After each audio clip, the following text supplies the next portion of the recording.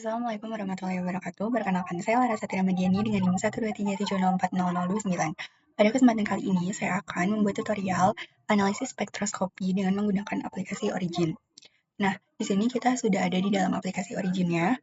Kemudian yang kita lakukan selanjutnya yaitu melakukan setting dulu terhadap aplikasi ini.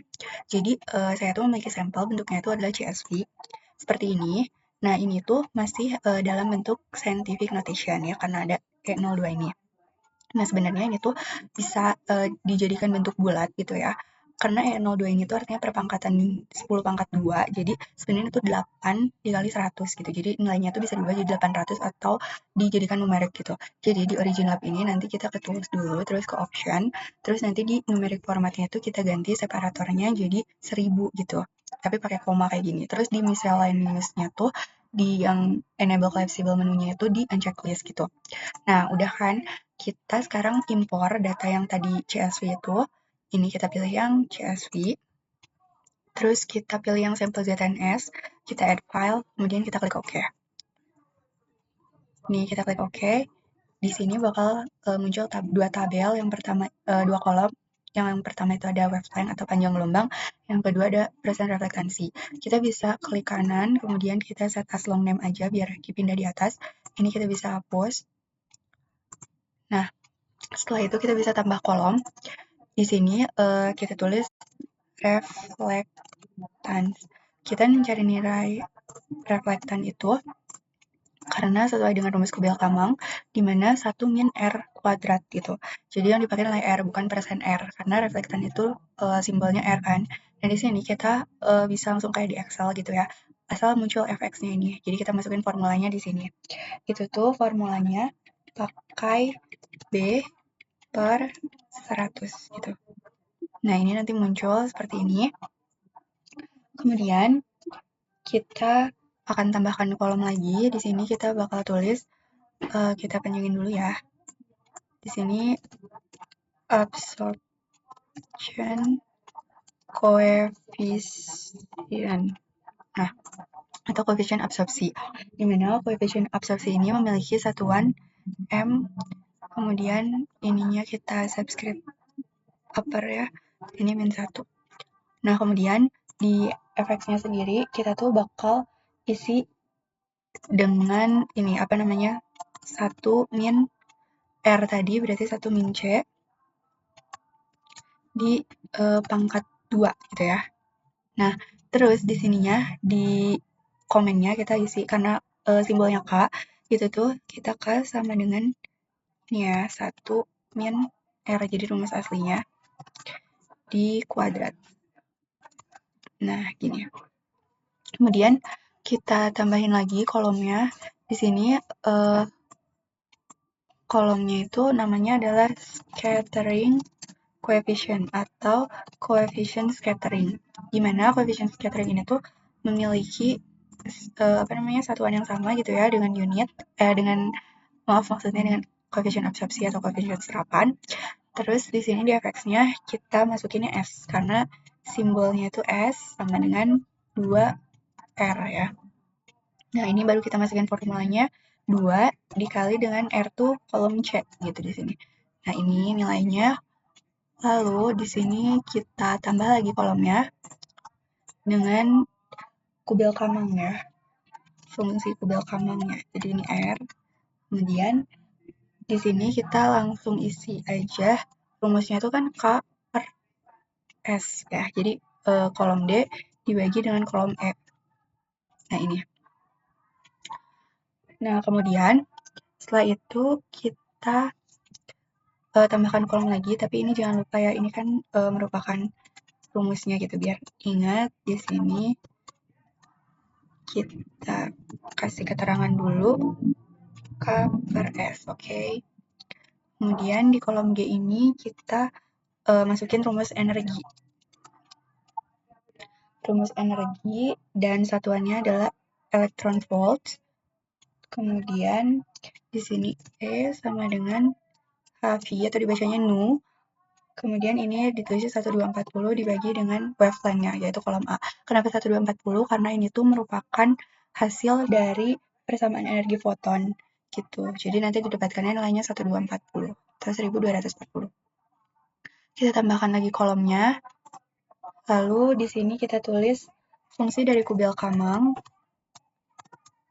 dikalikan nu yang pangkat setengah ya. Jadi ini tuh kenapa pangkat setengah? Karena ini tuh untuk menandakan band gap yang indirect. Nanti kita akan buat perbandingan. Di sini kita juga tambahin lagi kolom. Kemudian kita copy ini dan kita buat yang pangkat 2-nya. Gitu. Nah ini hapus aja jadi pangkat 2. Jadi kita akan bikin perbandingan. Kita bakalan ngelihat linearitasnya tuh yang lebih lurus tuh yang mana ketika memotong sumbu X. Ini kita isi satuannya dengan elektron volt per centimeter.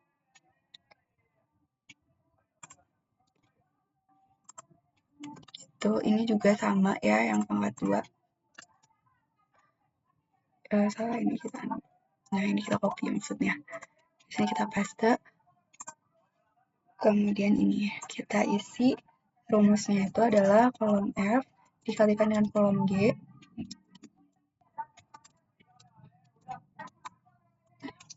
dipangkatin lagi setengah, tapi untuk setengah itu jangan lupa dikurungin dulu. Kemudian yang ini F dikaliin G dipangkatin 2. Ini perbesar aja kolomnya kalau ada tanda pagar kayak tadi. Nah, kemudian di sini kita udah memiliki semua data yang lengkap. Kita bakal memplotkannya ke dalam kurva. Di sini kita butuh energinya dulu, kita ubah dulu ke set as, dia akan menjadi sumbu X, dia harus menjadi sumbu X gitu. Jadi nanti kita plotin itu energi sama yang kubil kamang dikalikan dengan energinya gitu. Yang pangkat setengah maupun yang pangkat 2. Yang pangkat setengah itu menunjukkan dia indirect, kalau 2 itu dia menunjukkan direct gitu. Di sini kita pertama kita klik kontrol, kemudian kita klik lagi yang ini. Nah, kita langsung ke plot line ke line. Nah, ini grafik yang indirect-nya, kemudian kita lihat lagi yang direct-nya. Jadi di sini kita klik lagi, terus kita klik kontrol dan ini.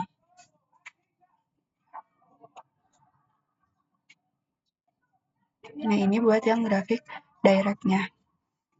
Karena ini kita udah punya perbandingan gitu ya dari direct dan indirect-nya.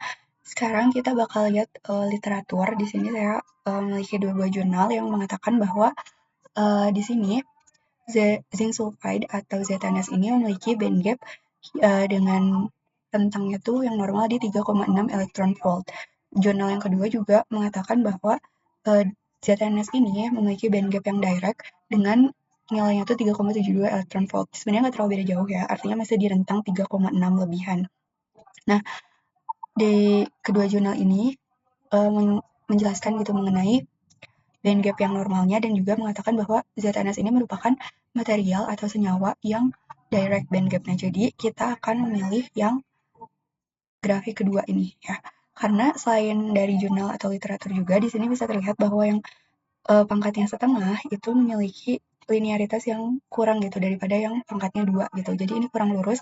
Kalau misalkan nanti juga ditarik gitu ya si garisnya ke sumbu X gitu, memotong sumbu X ini kurang gitu. Lebih lurus yang ketika dia direct band gap ya.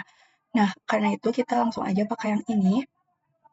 Kita gedein aja, terus kita set scale-nya dulu, biar garisnya tuh mentok gitu ya. Garis kurvanya tuh ke 0 gitu semuanya.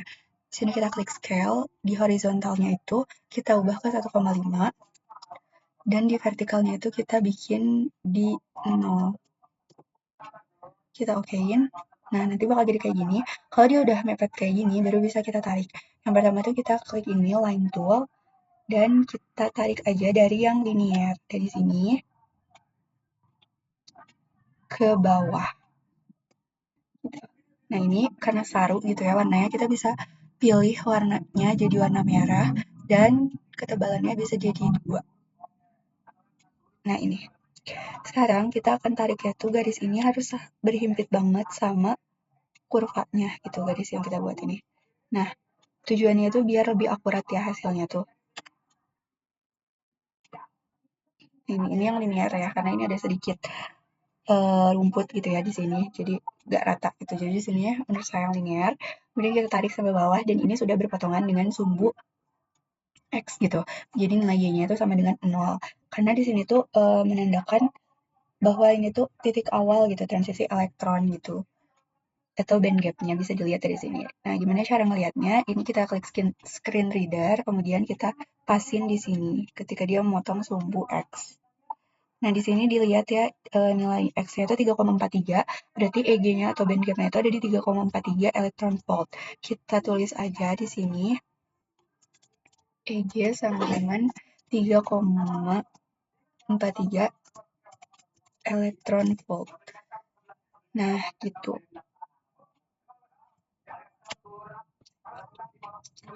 Nah, dari band gap yang kita dapetin, di sini kita bisa bandingin lagi sama yang ada di jurnal. Nah, di sini tuh jurnal ini tuh menyebutkan bahwa band gap itu mengalami pergeseran, berarti kan dari yang normalnya 3,6 sampai 3,7, kita tuh mendapati sampel yang 3,43. Berarti menurut jurnal ini tuh ada juga yang dapetin band gap itu di 3,47 dan seterusnya ya, seperti yang terlampir di sini. Nah, ini tuh dikarenakan terjadinya redshift ya, atau pergeseran gitu. Nah, ini tuh akibat dari peningkatan ukuran kristalit nanopartikel ZNS sendiri gitu.